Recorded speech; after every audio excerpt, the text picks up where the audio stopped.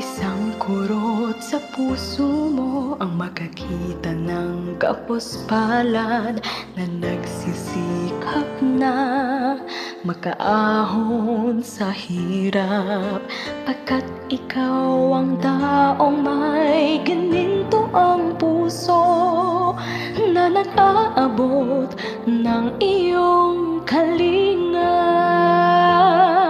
Laging bukas ang palad ng tao sa iyong puso, ipinadarama ang pagmamahal sa kapwa.